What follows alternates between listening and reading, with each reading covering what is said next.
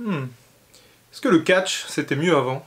Bienvenue dans cette nouvelle édition de Top 5. Aujourd'hui, on s'intéresse à 5 moments qui ont impacté l'histoire du catch aux États-Unis. Le but de cette vidéo est simple, c'est de vous apprendre des choses essentielles sur l'histoire du catch en vous parlant des événements les plus marquants. Et si vous savez déjà tout, eh bien c'est une bonne manière de réviser. Préparez-vous, je vous emmène avec moi dans un voyage temporel à la découverte des grandes décisions de la chronologie du catch. Une chronologie qui, vous le verrez, aura la fâcheuse tendance à casser les codes pour le meilleur et pour le pire. Dans ce premier point, je vais vous parler de la jeunesse du catch aux États-Unis. Le catch est apparu au siècle dernier et représentait un divertissement souvent présenté lors de foires ou d'événements spéciaux. Le premier véritable bouleversement de l'histoire du catch a été l'apparition de ce spectacle à la télévision. En effet, le catch arrive à la télévision américaine dans les années 50. Et fort d'un coût de production assez faible, le catch devient vite un véritable business au fil des ans. À cette époque, et jusque dans les années 90, le business du catch est divisé en territoires. Chaque État américain possède globalement une promotion de catch reconnue.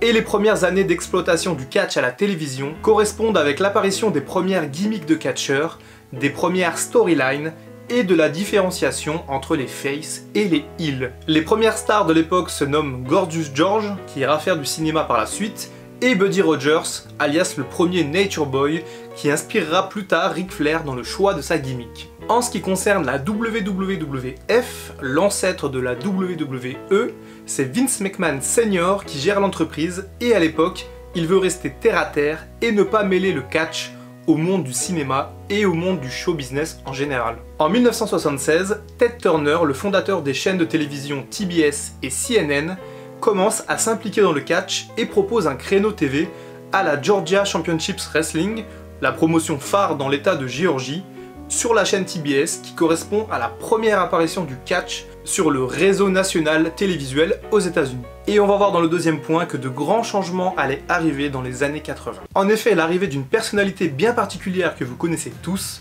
va modifier l'évolution du catch à tout jamais. En 1981, Vince McMahon Jr. récupère les rênes de la compagnie de son père, alors bien malade, et lui promet au passage de poursuivre le développement de la structure comme son père l'attendait. C'est-à-dire tout simplement rester le leader du catch dans l'état de New York, ne pas essayer de battre ses voisins et ne pas se mêler au monde du show business.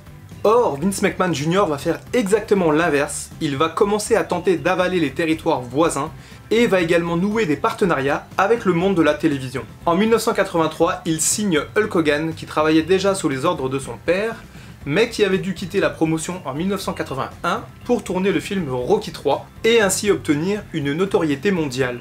Le jeune Vince McMahon va se servir de cette notoriété pour bâtir sur Hulk Hogan à ce moment-là et créer le phénomène de la Hulkamania dès janvier 1984 avec le premier titre de champion du monde WWF du Hulkster. En 1984 toujours, Vince McMahon rachète la Georgia Championships Wrestling afin d'obtenir son créneau télé sur la chaîne TBS. Mais cela se solde par un échec. En effet, les fans de l'époque n'aimaient pas vraiment le style trop divertissement de la WWF par rapport à l'aspect athlétique de la précédente promotion. Il revend ce créneau $1 million à la Jim Crockett Promotion, l'ancêtre de la WCW, et pour beaucoup d'experts, c'est ce $1 million là qui lui permet de financer son plus gros projet, WrestleMania.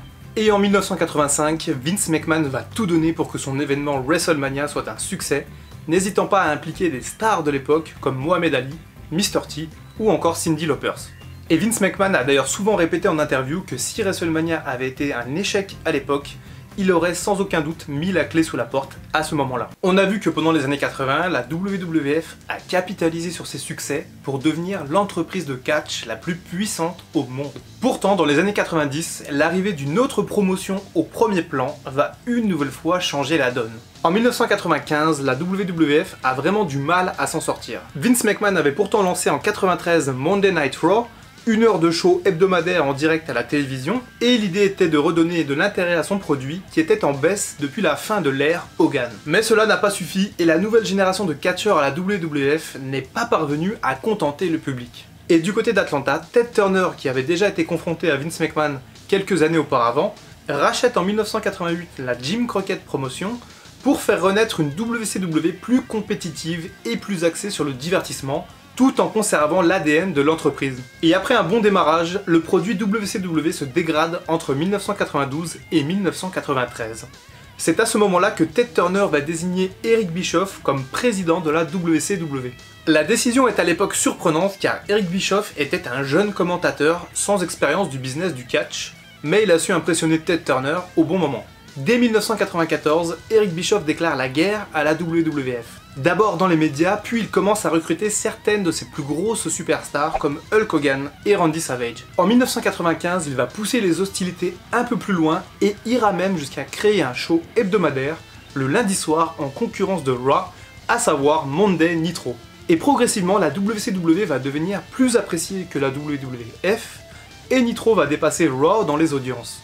Un succès que l'on attribue beaucoup à l'émergence de la NWO dès 1996 qui secoue le monde du catch. Et de son côté, la promotion de Vince McMahon va opérer dès 1997 un changement de philosophie drastique en basculant dans l'attitude era. Ce qu'il est important de retenir, c'est qu'au milieu des années 90, la WCW apporte un lot de nouveautés qui va totalement bouleverser le fonctionnement du catch aux États-Unis. Par exemple, les arrivées de Scott Hall et Kevin Nash à la WCW ont permis de modifier certaines modalités des contrats de catcheurs. En effet, ce sont les deux premiers à avoir obtenu des contrats garantis. C'est-à-dire qu'ils étaient assurés d'être payés même s'ils ne luttaient pas toujours. La WCW à l'époque casse les codes du catch en proposant beaucoup de shoots, de dérapages programmés et de sorties de scripts qui à l'époque sont surtout ciblés sur la WWF. Les Monday Night Wars s'engagent et offrent aux téléspectateurs un surplus de créativité important de la part des deux compagnies. Les téléspectateurs sont en final les grands gagnants de cette guerre entre les deux plus puissantes entreprises de catch au monde.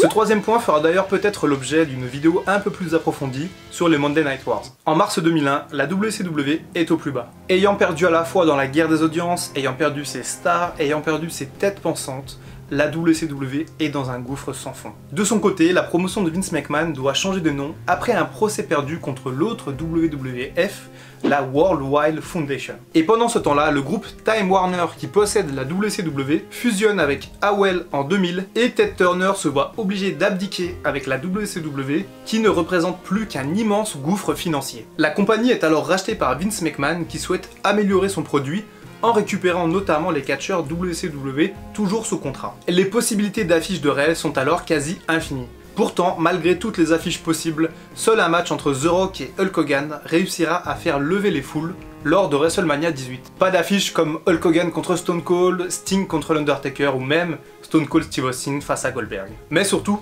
qui dit disparition de la concurrence, dit monopole total de la WWE sur le marché du catch aux États-Unis. D'autres fédérations américaines comme la TNA et la Ring of Honor se contentent d'une petite place médiatique dans les années 2000. En gros, pour réussir dans le catch américain, il fallait à l'époque obligatoirement passer par la WWE. La TNA d'ailleurs a pourtant essayé de lutter au coude à coude avec la WWE lors de l'épisode d'Impact du 4 janvier 2010, voyant Hulk Hogan et Ric Flair arriver à la TNA. Mais au final, c'était un coup d'épée dans l'eau. Le plus grave avec ce manque de concurrence, c'est que la WWE semble être rentrée dans une période de confort avec un produit télévisuel qui, aux yeux d'une large partie du public, se détériore de plus en plus au fil du temps. Et la finalité de tout ça, c'est une baisse alarmante des audiences télé pour Raw et SmackDown. Toutefois, la WWE dispose de ressources importantes, notamment via le lancement de son service de streaming en ligne, le WWE Network, mais également grâce à de nombreux contrats de partenariat dont elle dispose. Pourtant, le monopole de la WWE aurait bien pu être ébranlé au milieu des années 2000,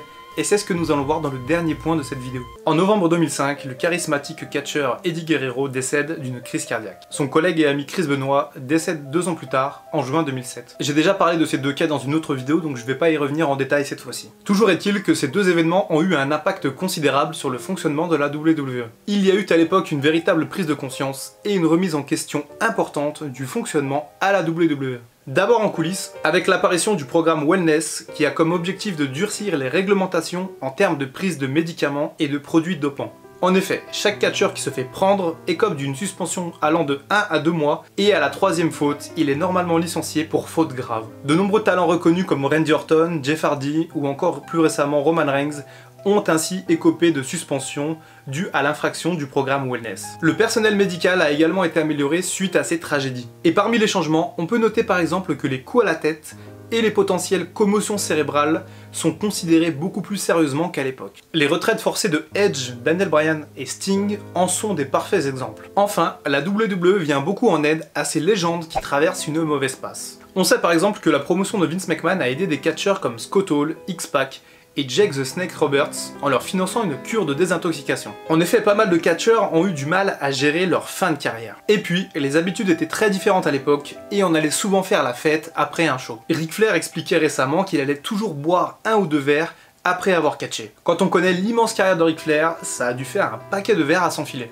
Des changements sont également apparus sur le ring, avec tout d'abord la disparition du sang dans les matchs de catch. En effet, là où les catcheurs ont maintenant l'interdiction de s'ouvrir le front avec une lame, si les coupures sont involontaires, le match est temporairement stoppé pour que l'arbitre soigne le catcheur blessé, ce qui occasionne souvent le mécontentement du public. Et puis, on peut noter également la disparition des coups à la tête, et notamment des coups de chaise directement dans le crâne. Et si les catcheurs décident d'outrepasser cette règle, ils prennent une amende comme Triple H et l'Undertaker lors de leur match à WrestleMania 27. Toutes ces modifications amènent au final la WWE à changer d'air et à passer à la PG era. Un produit télévisé dénué de violence, de sang et de sexe. Finalement un choix plutôt logique à l'époque puisque la WWE rentre en bourse et commence à nouer des partenariats avec des entreprises comme Mattel et l'association Make-A-Wish. Bien c'est tout pour ces 5 moments qui ont marqué l'histoire du catch. Peut-être que l'arrivée de All Elite Wrestling marquera un 6e changement majeur.